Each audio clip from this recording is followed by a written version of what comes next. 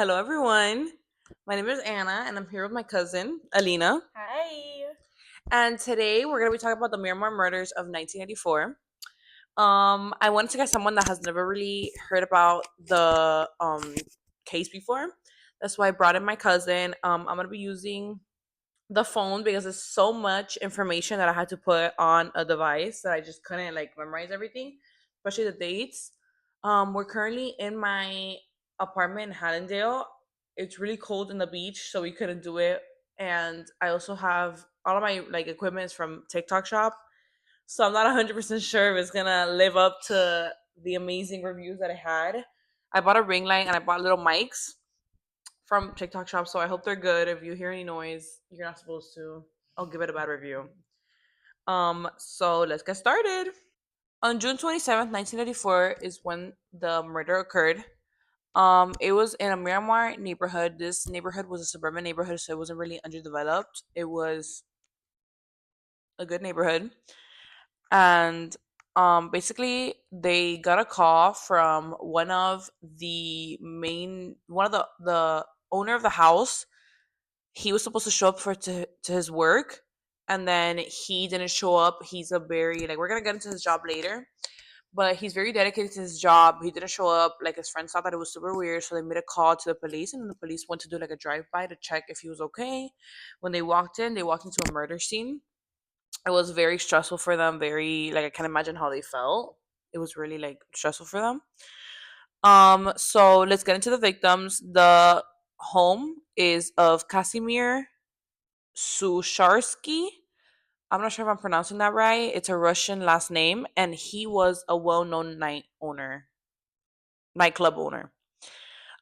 He owned a club. It's called Casey's Nickelodeon. I'm not sure what prompted him to call that. Yeah. Yeah, it's like A little weird. yeah, it's like a strip club. And basically, the police they discovered his body along with the body of Sharon Anderson and Mary Rogers. Supposedly, it says in the report that they were friends of the owner of the nightclub. However, nobody really knows if it's that they were friends or maybe they worked there. It wasn't classified if they were dancers or what was going on there, but they were there when the crime occurred.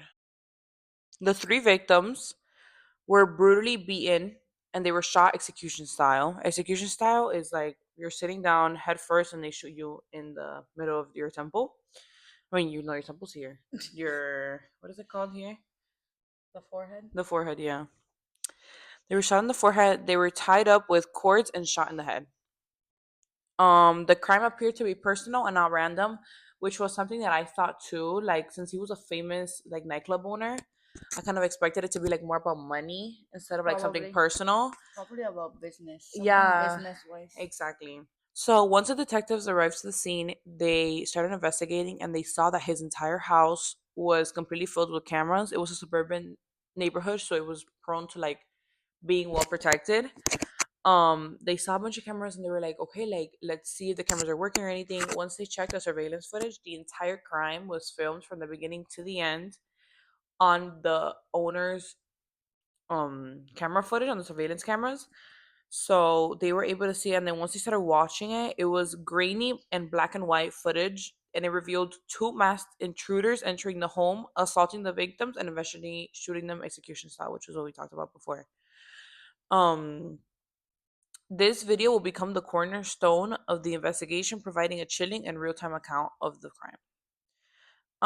With the video evidence in hand, law enforcement faced the daunting task of identifying the perpetrators. As they kept watching, they brought like a crew of different homicide detectives. They all watched the camera and they saw that one of the murderers actually took off. I'm not sure if it was a ski mask or if he just had like a mask or whatever he was wearing. He actually took off his mask mid murder, rearranged it, and then put it back on. Is he stupid? Yeah. No, maybe he didn't know he was being recorded. Yeah. Yeah. Probably. But that was insane. That's how they were able to identify him. It later comes into like effect where like they it starts to go against them. They're like, oh, I could it could be a look-alike, but nobody really knows. But the person that actually identified the killer was one of his best friends. So If you were to tell me like, oh, my best friend identified me in a camera, I would be like, yeah, like my best friend knows what I look like, so it's not like anything crazy. Mm. Um, as we continue, the distribution of this image led to the identification of two suspects. The two suspects are Pablo Ibar and Seth Panover. Um, a friend of Ibar's was the one that recognized him in the footage, along with fingerprints and sweat from a T-shirt, had DNA on it, and linked Ibar to the scene. Both men had prior run-ins with the law, so they were criminals. They had other, how do I say? Crimes. Yeah, they had other crimes. The evidence linking them to the crime was primarily the surveillance footage. So it was just the fact that they're built, like you could, those people are like very skilled in knowing what to look for, so they can see a person and be like, oh, this person's 5'5", this person's 5'8", like 6 foot, like they can do alongside and guess what type of person it is. And then it was like the key evidence: surveillance camera, eyewitness IDs, because apparently the front door neighbor saw them entering the house. They weren't wearing any ski masks or anything, so they didn't think it was anything suspicious, but they did see them entering the house. So they were like, okay, that's him. Like I saw him. Then the DNA evidence, which was only for Ibar. Um, they were both tried separately, each facing multiple trials due to hung juries and appeals. I'm gonna do like a quick debrief of the case, and then I'm gonna just wrap it up and show you guys like basically what happened to each one, because it's kind of like they were both tried separately but at the same time. So I put it in order of day, but then eventually I'm gonna start like telling you guys what happened to each person. In 1998, Panover was convicted and sentenced to death, but his conviction was overturned in 2006 due to insufficient evidence, which we'll get to that later. He was acquitted in a retrial in 2008. In 2012, Ibar was convicted in 2000 and sentenced to death. However, in 2016, the Florida Supreme Court overturned his conviction, citing a lack of substantial evidence and ineffective legal representation, just like his partner. In 2019, keep in mind this happened in 1984, and the trials went all the way to 2019. That's about, That's yeah, that's about 20 years. yeah. In a 2019 retrial, Ibar was found guilty again and was sentenced to life in prison without the possibility of parole. So let's go to each one. First, we have Pablo Ibar. Pablo Ibar, his first trial was in 1987. It was a mistrial. Then he had a second trial in 2000, which he was convicted and sentenced to death. He appealed in 2016, and the Florida Supreme Court overturned the conviction due to lack of solid evidence and ineffective legal defense. Then there was a retrial in 2019. New DNA testing tied Ibar to a T-shirt found at the scene. He was convicted again and sentenced to in prison without parole. Then we have Seth Panover, which is the other murderer. His first trial was in 1997. It was a mistrial. Then we have second trial in 1999, convicted and sentenced to death. Then he had an appeal, conviction overturned, and then his third trial, 2012, he was acquitted and released after 18 years in prison. So he's currently a free man. Um, that's insane. Yeah. So we continue to basically what like the key controversies to why this case took so long to really put somebody to justice, because it was literally a footage of the people doing what they did. So the key controversies, I don't know how to say it.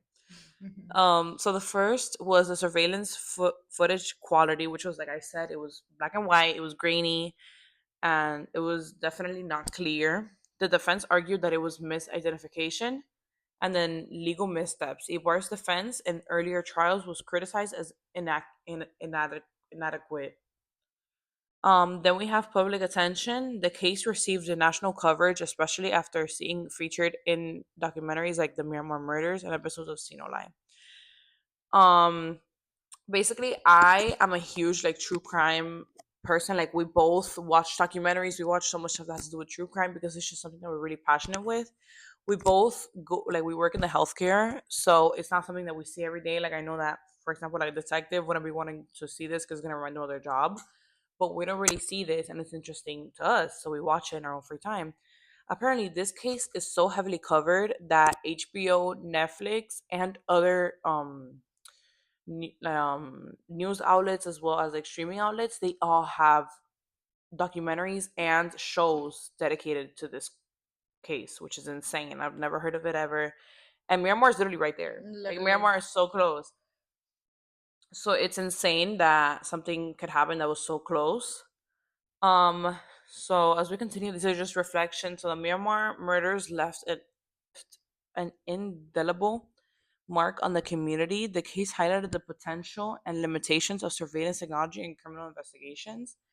It also underscored the complexities of the legal system, especially in cases hinging on circumstantial evidence. For the families of the victims, the decades long legal proceedings prolonged their anguish, but they remained steadfast in the pursuit of justice.